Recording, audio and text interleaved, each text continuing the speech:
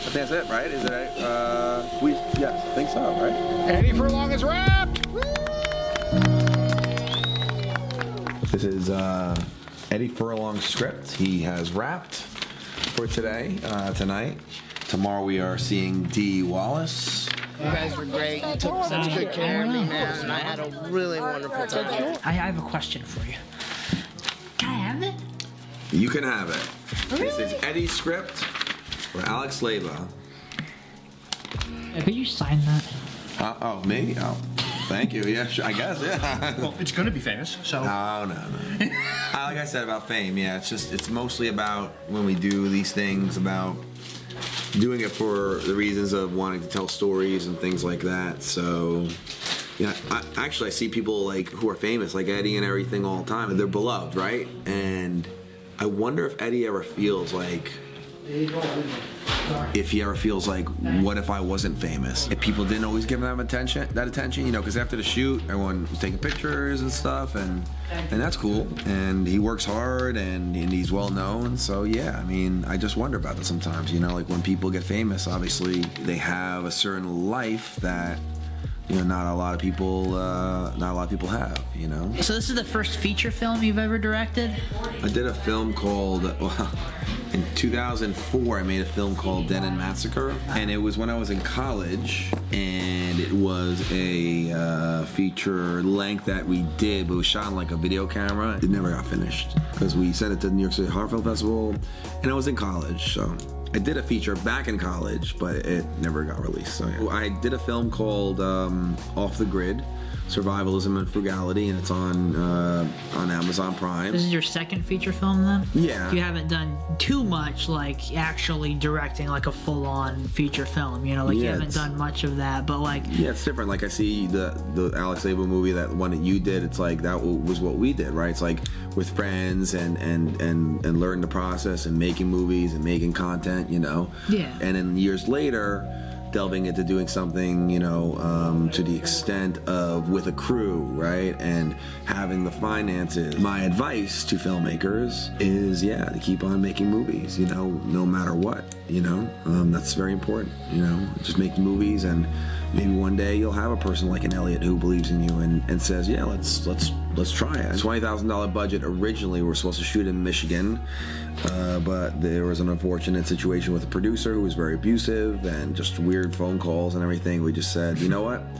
I don't want to go to Michigan. I want to shoot something in the Catskills, and I basically came up with the story. And you know, back in April when we stopped the production to go to Detroit, and I contacted my investor, said we're backing out of the project, my investor Elliot, and I said we're going to do a movie here in New York. You haven't done too much like, you know, like directing like feature films. You said you just did one, and the one in college you didn't finish, but you know, it's like, you know, you directing this, you know, it's like you really, you know, seem like that, you know, you had a lot of knowledge, like they have a lot of knowledge about everything and how everything works and what everyone's supposed to be doing. If Eddie or anybody would see you, you know, like basically like they wouldn't have ever guessed like this is really your first film or second film or whatever, you know. Like I don't know anything, you know, about filmmaking, but I'd say you did a pretty great job. Appreciate it. Yeah, no, technical directing I'd say is mainly what I do, because when you independently make projects like you're doing, you learn about the audio, you learn about the lenses, you learn about the cameras and ISO and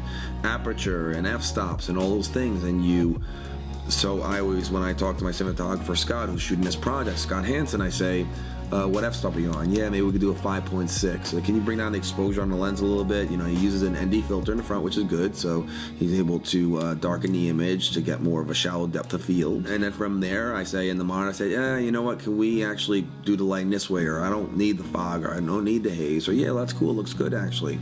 So things like that, and just knowing, you know, the 100 millimeter anamorphic lens or 65 millimeter, you know, and all these things, and that's all from experience and learning from just doing it from the past, and then utilizing those tools to, and even on a shoot, I learned a lot, you know, like certain things in general, just how it's done with a crew versus independently, you know. So that was a big wake up call for sure as well. Yeah, working with Eddie's nice. I mean, you know, he's laid back, chill.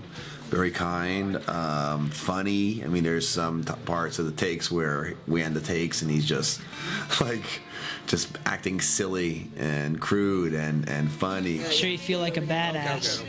Yeah, do we like Sure, man. I always feel like a badass. I got badass coming out of these balls of mine.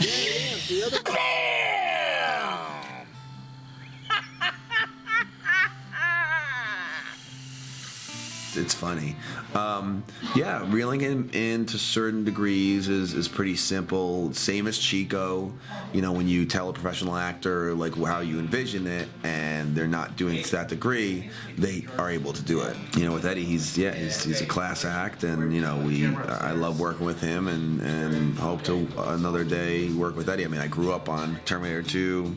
I was a big fan of Detroit Rock City, you know, in high school or in early college.